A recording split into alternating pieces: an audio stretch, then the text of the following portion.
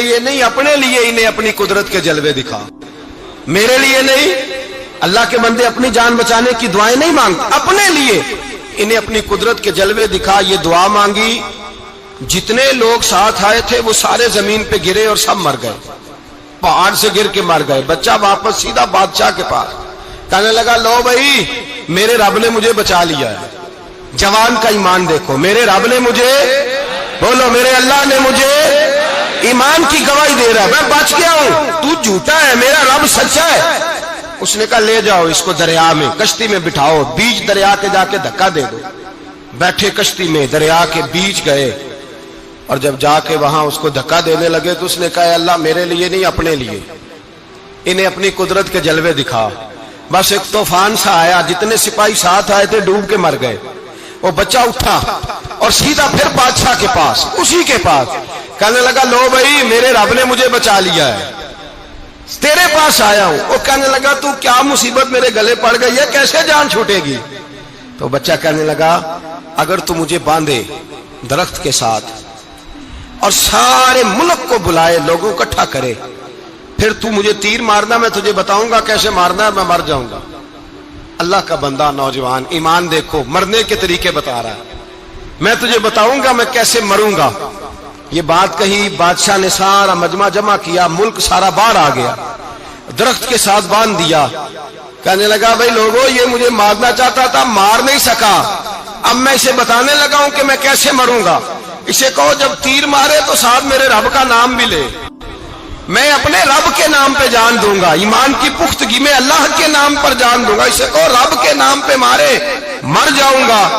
بادشاہ نے اللہ کہہ کے تیر مارا, پیشانی میں لگا, بچے کی روح پرواز کر گئی. جتنا مجمع کھڑا تھا سارا کلمہ پڑھ کے مسلمان ہو گئے, سارے مسلمان ہو گئے, سارے. میرے رسول پاک سید عالم صلی اللہ علیہ وسلم نے نوجوانوں کو بتایا, جب تمہارے اندر ایمان کی قوت آئے گی تو اللہ تمہاری مدد کرے.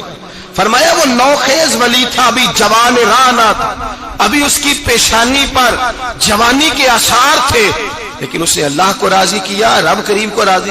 ولایت کا مطلب بڑھاپا نہیں, ولایت کا مطلب وہ نہیں کہ جب بڑا لمبا وقت گزر جائے تو پھر آدمی آئے کہ نہیں اب کیا کرنا ہے, اب مسجد ہی ہے, اب تو اس کے علاوہ گزارا ہی کوئی نہیں.